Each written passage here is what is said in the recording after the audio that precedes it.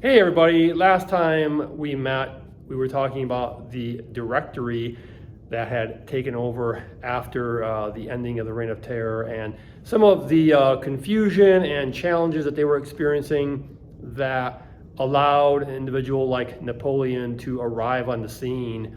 And he did, and he has arrived. And I think I said last time that he was coming and he was going to be here, and yes, he has arrived, everybody. There he is, Napoleon in all his glory. I do have to admit, he seemed a little more glorious in my mind than he kind of turned out here on the board. But you know what? We're going to go with it. This is what we got. We're going to go with it. And boy, I'll probably return to that picture a little bit later and talk about him. But yeah, he's arrived. He's made it. And I thought what we could do is break this Napoleon section into two shorter videos. Maybe we could talk a little bit about early life and kind of his rise and fall. And then in the second video, get a little bit more into, some of the pros and cons, the good and the bad of it, of Napoleon. But, he was born in, 1769 on the island of Corsica. And, earned his way into the military through a scholarship. And, there wasn't really anything early on in his life that certainly would have made you think he was going to end up becoming one of the great military leaders in the history of the world. But he did have the ability to have energy, focus, initiative. Apparently he applied himself to his goals, and he rose up the ranks relatively quickly. He pretty much grew up during the time of the French Revolution, and he rose up through the military ranks pretty quickly. Through most of the revolution, quite honestly, he really wasn't even in France.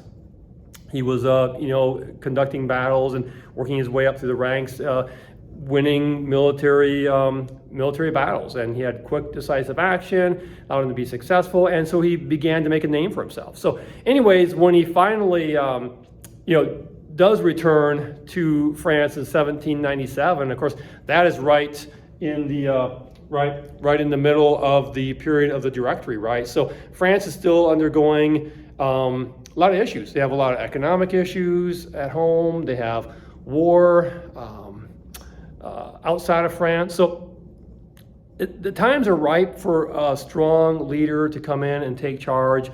And that's pretty much what he did. In 1799, he was able to participate in a coup, which is just basically an overthrow of the government. And so in 1799, the Directory is overthrown. The first consulate is set up with Napoleon as the first consul. And basically, it's moving towards a military-style dictatorship. If not that, certainly at least more authoritarian in nature. And so really from 1799 to 1804, he's gaining more and more power. But then in 1804, the big moment at the Cathedral of Notre Dame with the Pope and the high-ranking clergy of the Catholic Church present, Napoleon crowns himself Emperor Napoleon I. It will be the first time a Frenchman has held the crown emperor in 1,000 years. And so that's 1804. And so from 1804 to 1812, basically Napoleon is going to rule much of Europe. He's going to win multiple wars, through Napoleonic Wars are called, against various coalitions of European powers who are trying to, were initially trying to stop the French Revolution and later trying to stop Napoleon. But he's going to win countless wars there. He's going to expand his territories. Quite honestly, he's going to conquer most of mainland Europe. And really at 1812 is the height of his power. And then he makes a fateful decision then to invade Russia. And initially he has early success. He had roughly 600,000 troops that went with him from France to Russia. And early on he has a success. He gets way deep into Russia, gets into Moscow. Russia's retreating. They're applying a scorched earth policy, a strategy upon retreat where they're destroying villages and towns and livestock and crops, anything that the enemy might be able to use to support themselves. they're burning and destroying. It's called the scorched earth policy. They retreat, retreat, retreat. Napoleon gets to Moscow, only to find that the city has been set ablaze. And so right now it looks bad for the Russians, but remember, Russia has some advantages, right? As in like the winter. And so with winter setting in, supplies running low, the Russian forces counterattack. They begin to push Napoleon back, and he goes on a retreat, and now the Russians are on the offensive. They're pushing Napoleon back. They push him all the way back to Poland. Eventually, they're going to push him all the way back across Europe, all the way back into France. Of course, by that time, you have another coalition established, the Sixth Coalition, British, Austria, Prussians, along with Russia, pushing Napoleon back. And they push him all the way back into Paris. He's forced to abdicate, give up his throne, and he's exiled to a small little island in the Mediterranean called Elba.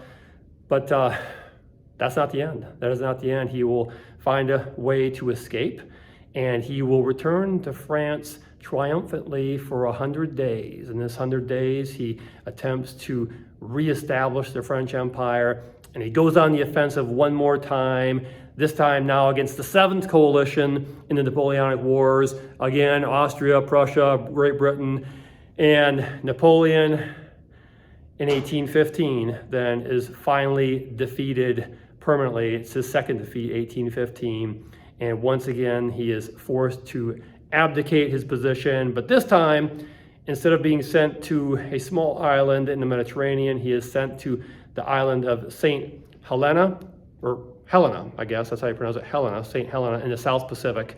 And that is where he will remain from 1815 until his death in 1821. So that's the short of it on the rise and fall of Napoleon. In our next video, we will get into the good and the bad of Napoleon. There's been so much written about the things he did do, the things he didn't do, the good of it, the bad of it. So that's what we're going to get into in our next video. I just want to give you just a brief overview summation of his life. And I guess my challenge for you would be, hey, what do you want to know about Napoleon? What can you find out about Napoleon? Oh, I should say one more thing. One question that actually has been raised quite often: was Napoleon really as short as they say he was? What was his height? Well, upon further review, I have looked that up, and I have learned that he was about somewhere between 5'5" and 5'6", which isn't tall, but according to standards back then, he was of average height.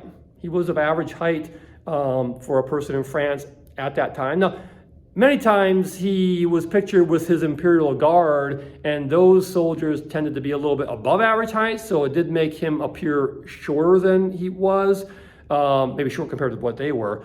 But in the average, he was kind of average height. And another thing I learned too was that the British used propaganda against Napoleon. They made him appear smaller and shorter in stature to try to give the impression that he wasn't as powerful, and to try to make him more, I guess, diminutive. I guess that's the word I'm trying to say. Smaller in stature to make him seem less powerful. So a lot of what we learned about that was through British propaganda. So I thought it was kind of interesting. But hey, I want to challenge you. Go out there and what do you want to know about Napoleon? And go do some research and let me know. And next time we will get into maybe some more specifics on some of the things that he did, both the good and the bad. All right, look forward to seeing you back. And yeah, there he is once again, Napoleon. He's made the whiteboard. The space is filled, and we will see you back next time. Bye.